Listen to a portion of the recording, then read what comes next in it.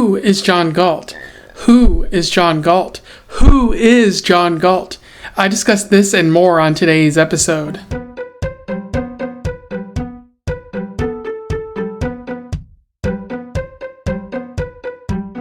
Welcome back to Around the Weird, a booktube channel where I talk about all the unusual and out of the ordinary literature that I have found in my travels. Today I want to talk about a book that I unfortunately read, and today's book is all about objectivism and businessmen going on strike. I am referring to Atlas Shrugged by Ayn Rand, which was published in 1956. Actually, it was published in 1957, but for those who don't know, Ayn Rand was a Jewish Russian writer who immigrated to America after her family after her family lost everything during the Russian Revolution. She was an author who lived throughout the 1900s, and she was known for writing literature about objectivism and the virtues of selfishness and how people with money need to be treated with respect.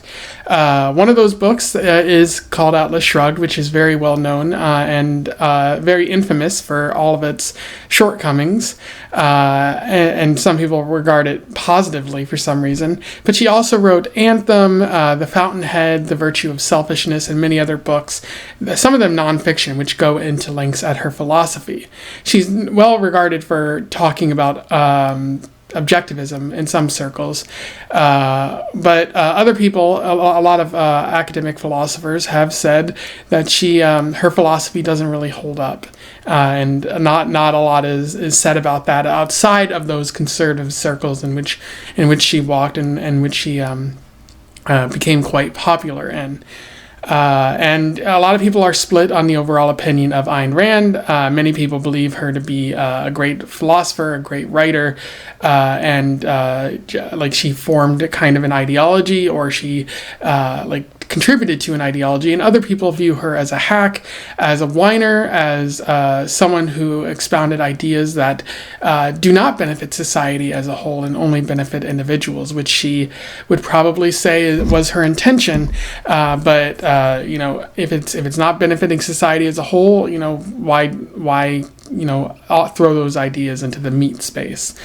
That remains to be seen, but perhaps my discussion of this book will reveal a few things about this woman. There's a whole bunch of other things you could say about Ayn Rand, but I'll leave that for you to find out on your own. But without further ado, let's talk about Atlas Shrugged. I will do a brief as I can summary, a lot of analysis, and we'll move on from there. So Atlas Shrugged takes place in an alternate sort of 1950s where the government is assuming more control of businesses and whatnot, and the businessmen do not like it. The story focuses on Dagny and James Taggart of Taggart Transcontinental, a railway company, and it also focuses on Hank Reardan of Reardan Steel. Dagny and James are siblings. James is viewed as a somewhat inferior businessman, and he's actively working with the government to undermine many other businesses and possibly even his own. And Dagny is viewed as the more competent business person keeping the company alive. And she also forms somewhat of a relationship, has an affair with Hank Reardan. She's trying to get him to use Reardan Steel, his new steel, to build a railway because it is lighter, but it can also carry more. But Taggart Transcontinental has seen better days. The Mexican government is trying to nationalize one of their rail lines. Business people seem to be going missing, so they can't get supplies, and their railways are falling apart. And again, Dagny is working with Reardan to try to fix that, but the government seems to be against him. They wanted him to sell him their steel, his steel idea, but he refused to do it. And They all together just want to make things a little bit more difficult for him. Dagny meets up and talks with one of her former lovers, Francisco de Anconia, who used to be a great businessman, but now seems to just be a playboy, which upsets Dagny. He reveals that he's been fooling the Mexican government as they try to nationalize his copper mines as well.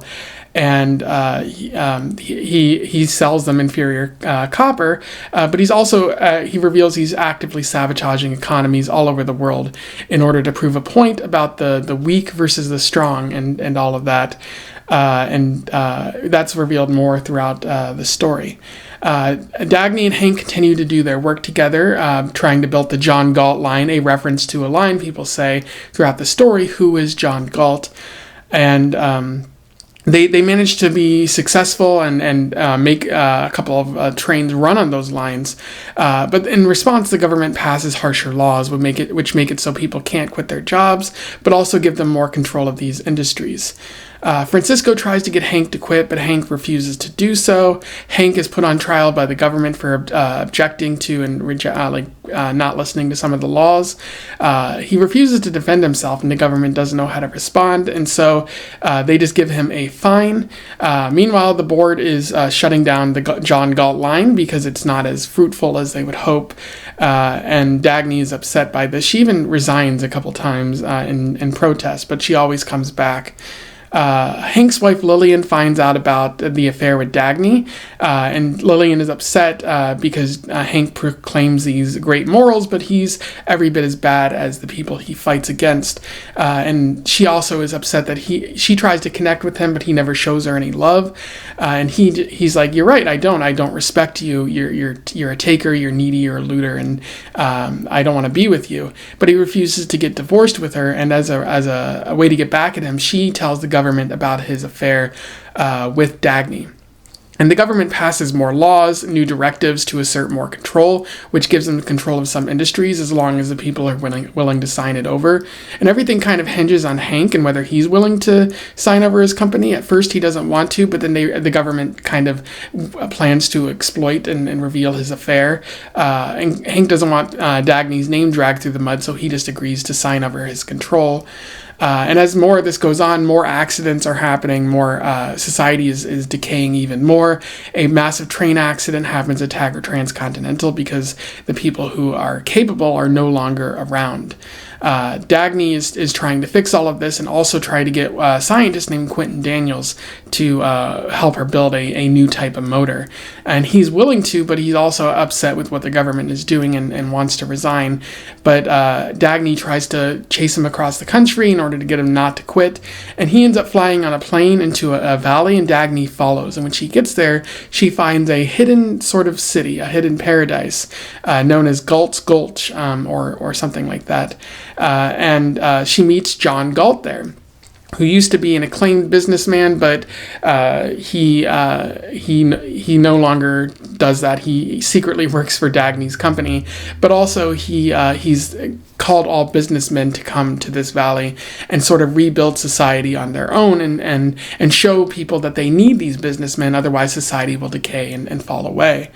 Dagny wants to stay, but she has to go back because people believe her to be dead, and also she wants to save her company. And eventually she leaves, but while that's happening, the government is assuming more control of things, and they see that Dagny's back, so they want her to go on TV to show that someone has at least returned from their absence. And it's on TV that Dagny reveals that she had an affair with Hank, and the government used this against him. That's the only reason he signed. And also the government is corrupt, which the government doesn't like, and they try to pull her off TV. Meanwhile, James Taggart, his wife, kills herself because she learns that James wasn't a competent businessman, and he is slowly falling apart too. Society begins going hungry, and things are bad as the government tries to reassure everyone and also establish a bit of a dictatorship. Hank realizes that all of this hinges on him continuing to work, and he realizes that he might as well just quit here, and that is what he does. And then they ask Dagny to go on TV again to reassure everyone, but as she's giving a mass interview with some other people, John Galt takes over and speaks to the nation. He basically goes on a 70-page rant where he says that the world needs people like him, and that they've tried to demonize him for having money and being capable in the past, but those people were all wrong, and that they hate themselves, and weakness is weakness and all of that. and people kind of side with John Galt after this. The government doesn't like it, and they arrest Galt. They try to get him to lead this dictatorship that they're forming, but he refuses to do that, and so they torture him and leave him in a sort of basement type area. James Taggart goes crazy and in the process, and he's no longer the same. Dagny realizes what's happening, and she quits as well in protest to go and be in Galt's Gulch and all of that. And the government proceeds to collapse, and the businessmen stage a rescue of John Galt, and everything seems to go hunky-dory. A new society forms, and to celebrate, John Galt does the symbol of the dollar, and to symbolize that this new country is all about business and the capable and capitalist and whatnot, and that's where the story ends there. In terms of analysis, boy howdy, is there quite a bit worth talking about. There's quite a bit bad. There's a very few good things about this book, so I'll try to address what Rand talks about and then counter that, or at least talk about why she's definitely wrong about what she's writing here at a certain point. So one of the many things that she's talking about here is a country in decline. The United States has seen better days. It's not doing too well. You see a bunch of businessmen quitting.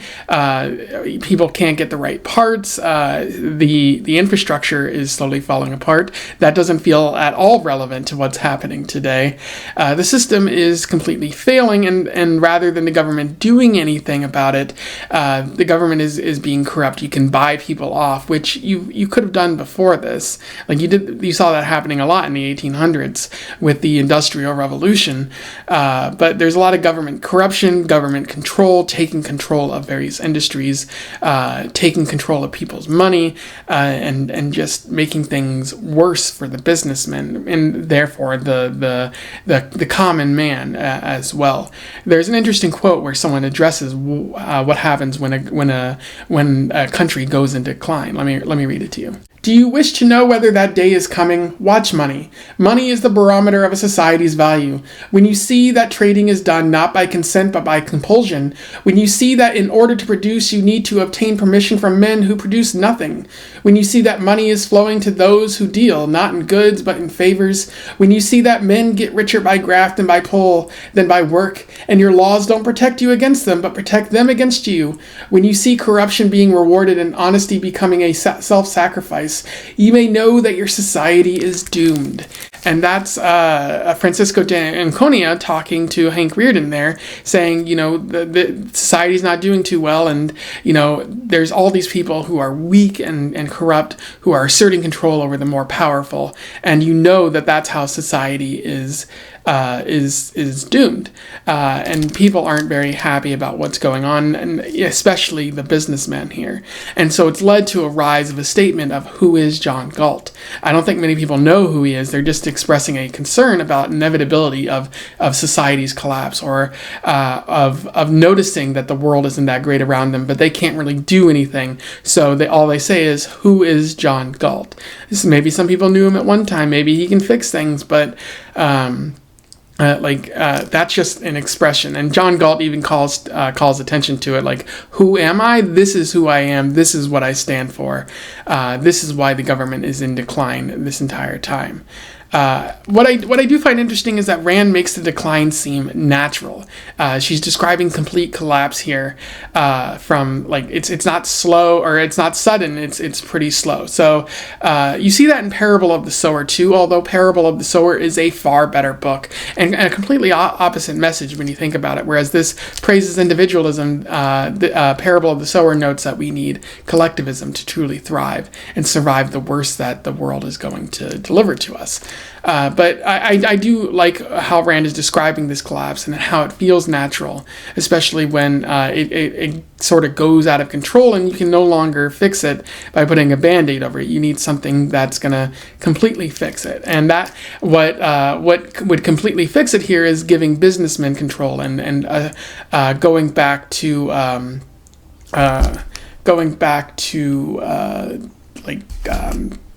going back to like a feel for competency, praising competency again, once again, and in that complete collapse, these people can obviously, like these businessmen, can reshape society to how they want, and Rand thinks that's a good thing here. Rand is also talking about competence here. Competence is probably the central idea of this book, I would say. The collapse of society is due to the rejection of the rational, of the competent man, of the men of the mind, as Rand says in this story, as John Galt says in this story. Rand talked about objectivism and how it required men to be rational, people to be rational, and that those who favored the irrational would try to assert control over the people who were intelligent or capable and make them try to feel on their level of less than. That's why this society is collapsing, is because weak-minded, weak-willed people are trying to say that these strong people are the cause of the problems, rather than, according to Rand, it being the opposite way. And so to Rand, competence is golden. Allow me to read you another interesting quote from this. She heard him chuckling, and after a while he said, "Dagny, there's nothing of any importance in life except how well you do your work. Nothing, only that. Whatever else you are will come from that. It's the only measure of human value. All the codes of ethics they'll try to ram down your throat are just so much paper money put out by the swindlers to fleece people out of their virtues. The code of competence is the only system of morality that's on a gold standard." And again, that's Francisco de Anconia saying that to Dagny in the story when they were younger. But he's saying, all that matters is how good you are at doing what you're doing. Don't listen to what other people say, even if they don't like you. As long as you're competent and working hard and standing on your own 2 feet, that's what is important. And of course, according to Rand, this will bring you resentment by the weak and the needy. Plenty of people in the government are upset that people like Hank Reardan made it on their own and whatnot, and so they're trying to take out their anger on him by passing laws that make it hard for him to do his job, and ultimately trying to steal his business. And there's always those people who say, like, I have less than, so therefore you with the money should try to help me, maybe a safety net of some sort, or maybe charity, or even welfare, like a social welfare program. But Rand argues that that's not good, that leads to problems. She specifically highlights the issue of the 20th century motor company in this story, a fictional company that was once successfully operated by a competent businessman, but when his children took over, they established a system whereby the people who would be rewarded are the most needy. So it didn't matter if you brought good ideas to the company. If other people were more needy, they got more money and more resources and were more capable of doing things, and ultimately this company went out of business.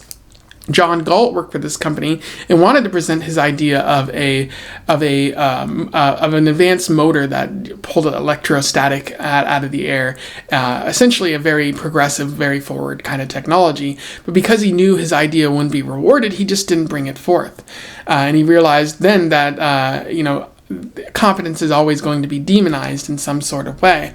And so the 20th century motor company is a cautionary tale, but it's also a very obvious stand-in for the Soviet Union, where although I wouldn't say that in the Soviet Union and in Russia before it, people were exactly leading with competence, but maybe Rand would say that people led with incompetence, and so they thought that a socialist system would be better for them, and that was proven wrong too. But I don't necessarily agree with that. But essentially, the answer to this issue of demonizing competence for John Galt is a commune with his fellow businessmen who form a competency strike, basically saying, oh, you don't like us? Well, we're going to take ourselves out of the equation and show you just how wrong you are about that. We're going to show you that you can't lead society because you are incompetent, and that you're going to create more problems than you solve. But what I don't think Rand realizes is that she's essentially creating a communist society, but for businessmen, a socialism for the rich, and John Galt society. Because everyone gets their needs taken care of and whatnot, and you're redistributing wealth to the wealthy, essentially, and so they get to have what they want, but the poor people have to suffer in order to teach them a lesson here. And so what I think essentially Rand is saying is that people are jealous of the ultra powerful, they're jealous of the capable people, and like they're only mad that you have money. Is what she's saying. Now, whether or not I agree to that, I'll get to in a few moments, but there's definitely an issue at hand by arguing that. And then the other thing that Rand is talking about is individualism versus collectivism. Rand very obviously hates collectivism. That probably stems from the fact that her family's mill was taken from them during the Russian Revolution, so that it could be used for probably more productive means than what Rand's father was using it for. And so she's kind of biased in this story, or maybe that's probably why she's talked about selfishness, is because she saw what collectivism did for her family, and she doesn't want that to happen to other people, not realizing that the masses benefited from this taking of wealth from her. But essentially, like, collectivism forces businessmen to obey the majority when that might not benefit society at all, and might punish the businessmen for being competent by having their wealth taken away, when in fact they worked really hard for that, and the rest of society probably didn't do that. And collectivism ultimately leads to a government takeover, similar to Russia. And when you talk about all of this in terms of like the collectivism being bad and whatnot, you have to wonder what Rand's ideal government really is. And she does give a hint of that through John Galt's speech. Allow me to read you another interesting quote from this. "The only proper purpose of a government is to protect man's rights, which means to protect him from physical violence. A proper government is only a policeman acting as an agent of man's self-defense, and as such may resort to force only against those who start the use of force. The only proper functions of a government are the police to protect you from criminals, the army to protect you from foreign invaders, and the courts to protect your property and contracts from breach of fraud by others, to settle disputes by rational rules according to objective law." And there you see what Rand is getting at with objectivism, but also highlighting that the government's function is to do as little as possible, essentially just serving as a way to protect people. Like, it shouldn't do education, it shouldn't do like social welfare, it shouldn't do many other things that it claims to do. It's a very conservative mindset that the government should be as limited as possible and really only serve to protect us. Now, what does that ultimately mean? Is individualism truly the savior that Rand proclaims it to be? And to that, I would say this is the part where I'm going to criticize Rand a lot. She does have a few interesting points here, but most of what she's writing is utter garbage, complete trash. Individualism doesn't work.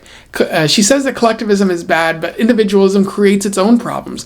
We exist right now in an individualist society where people don't have health care, people don't have the means to pay rent, people don't have the means to eat, to do much of anything. And Rand would say, well, these people don't want to work, they're the problem. But how do you work when these businessmen take away jobs, when they determine what the economy is, when they have more control over the system than the workers do? And so they sometimes they can't work because there's no jobs to be had.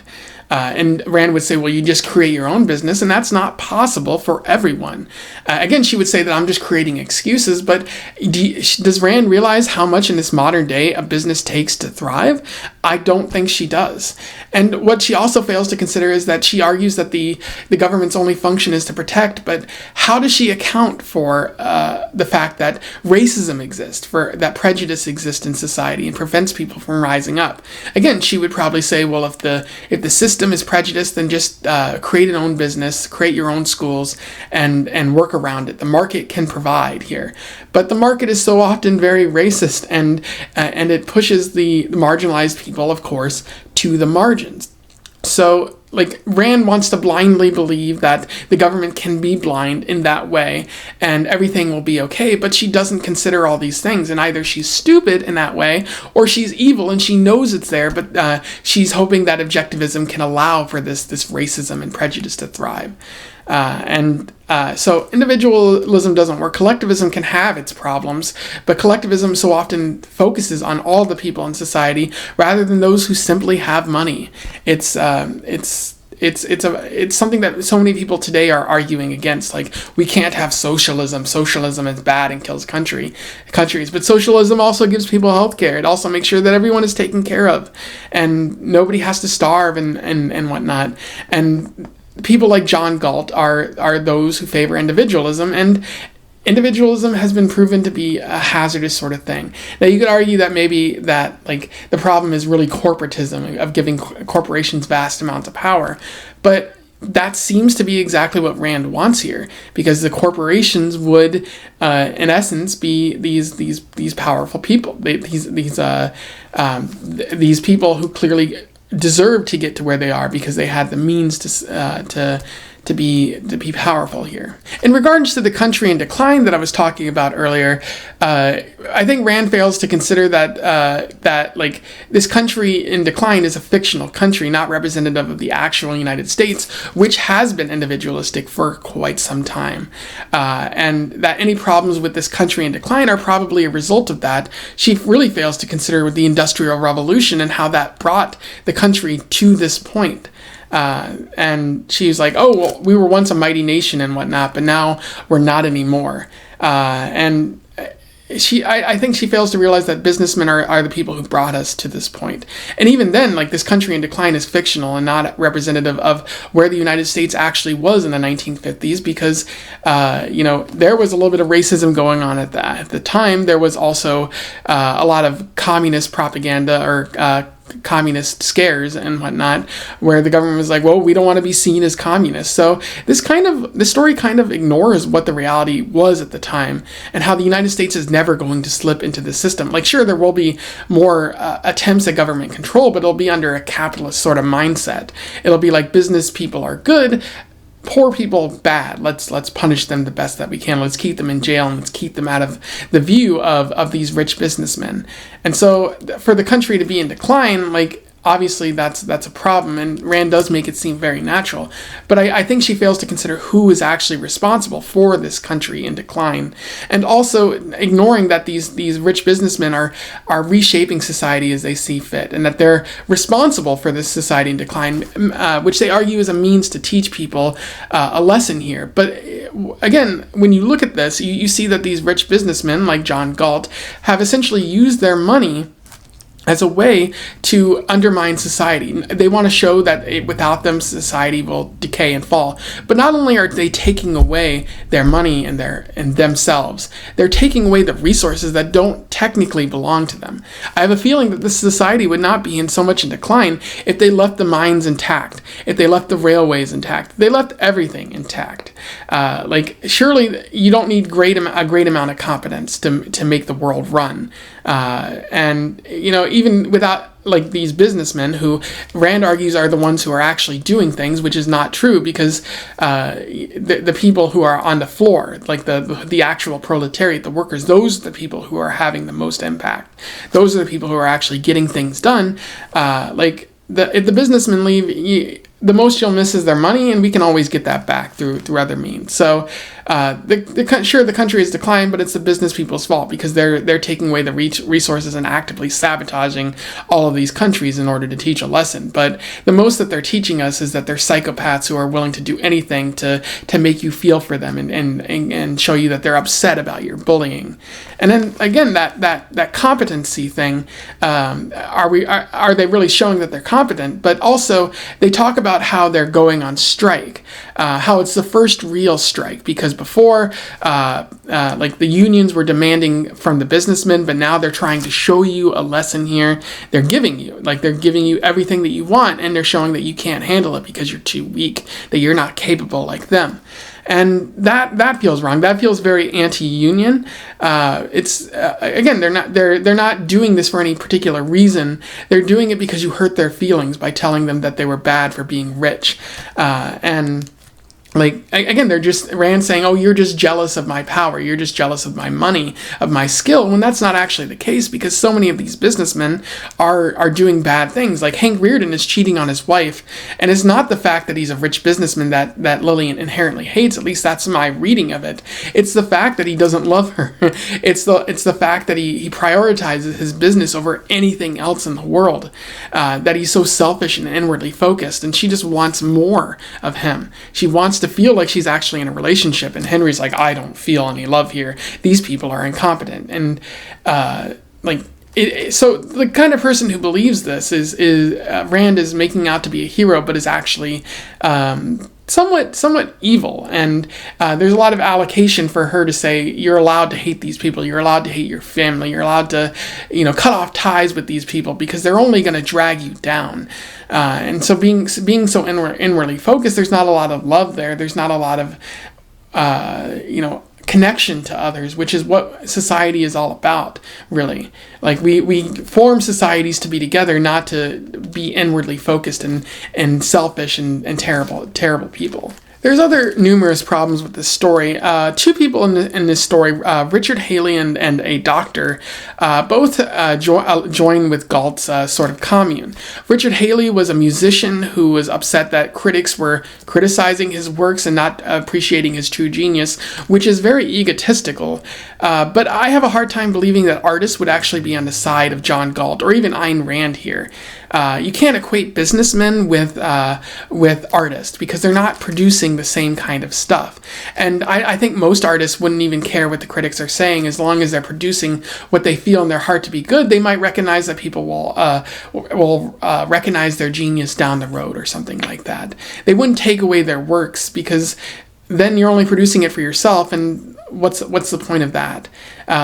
Sure, it's okay to produce things for yourself, but it feels like Haley was trying to produce things for other people, and so to take it away, no one's ever going to fully appreciate Richard Haley at that point, which is what a lot of artists want. They want to be recognized for their greatness. They want to produce great things for the world.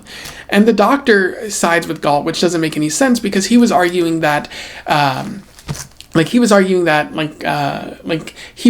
forced to give organs to people who were barely alive.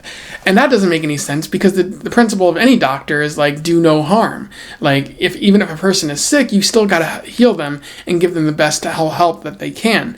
And so again, equating business to medicine doesn't exactly work. I'm not sure what Rand was going for, but it doesn't make any sense at all. And also another issue is that it's very clear that Rand hates Robin Hood. She has one of the characters say that Robin Hood was associated once with taking from the government and giving back to the people who are being taxed. But now it's the message of Robin Hood has been morphed from taking from the rich and giving to the poor. Which might be true, but it's important to remember that Robin Hood was taking from rich kings, feudal lords, and giving to the peasants. So it wasn't simply taking from these hard-working farmers or something like that. And it's weird that she has this beef with Robin Hood to begin with.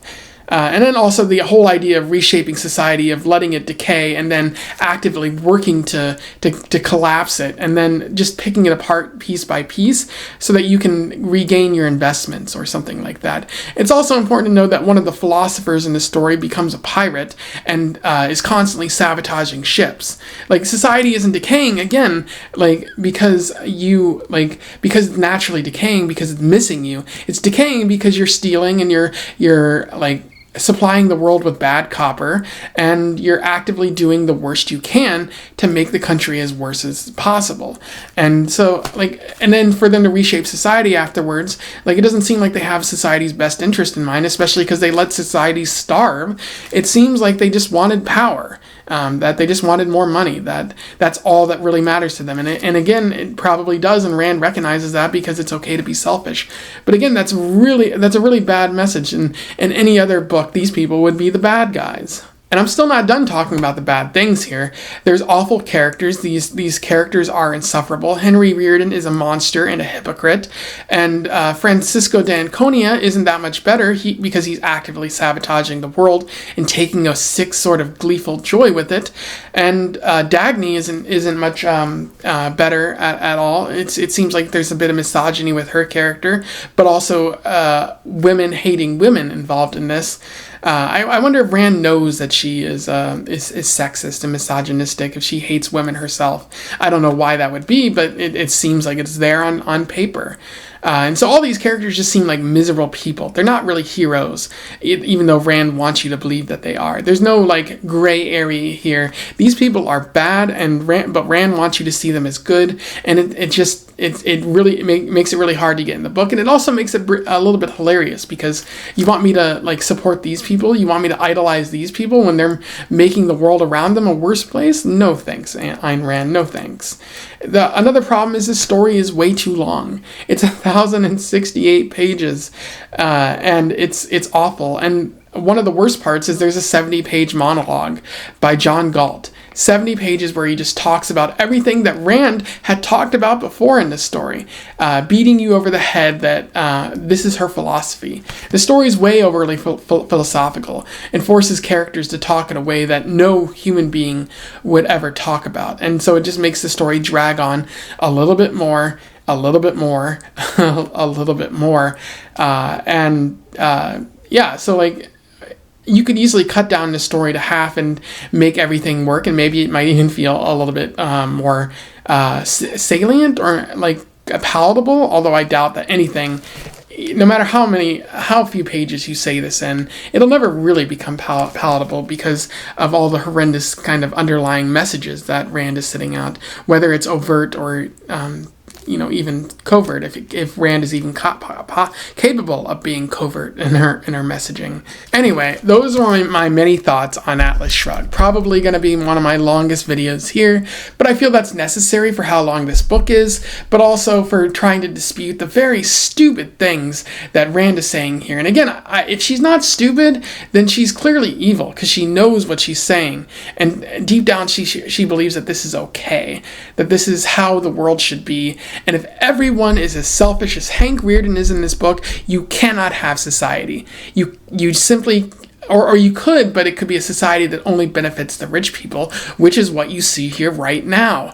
And ultimately, like, it's irresponsible of her to write a book like this and argue for these kinds of things, because it's bad enough if like the average person is doing that, but for this book, like, many people who support it are the people in power. Paul Ryan, a former congressman, and Ron Paul, a former presidential candidate, have cited this book as an influence, cited Ayn Rand's work as influences, and that's bad because of the people in power believe that it's okay to do this. Imagine the suffering that you can allow if you believe this kind of thing. Imagine how little work you'll want to do in the government if you believe that any work that you do is wrong, that you're supposed to keep government as small as possible. It's irresponsible, it's foolish, it's bad writing, it's a whole bunch of many things. This book is astonishing in how cruel and evil and bad it is.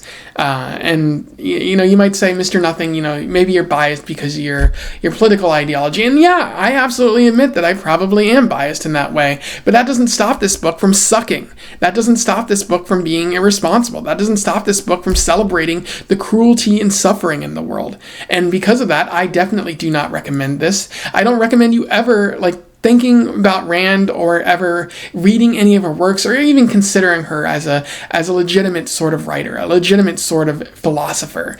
Rand was someone who got deeply upset that the Russian government stole or reappropriated her family's mill, reappropriated her family's money, and she was upset that maybe that some of that money was going to come to her eventually, and it never did, and so she had to rely on other means to make it in the world, and she was deeply upset, and she never got over that. And for that, she's the biggest whiner baby out there. Someone who saw that the world was being made better for other people and couldn't stand it, and was dedicated her life to making sure that suffering was normalized in some way. So good riddance to Ayn Rand. I hope I never encounter her work again. If you have anything to say about this review, whether it's good or bad, if you believe Ayn Rand was right, probably don't comment, but I guess if you want to have a conversation, comment below.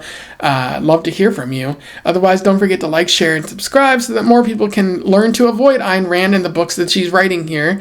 Also join the Discord if you want to crap on Ayn Rand with me and say mean things about this very, very dead person who is hopefully rotting in the ground. And until then, I wish you the best of luck in your weird and hopefully not objectivist travels. Farewell.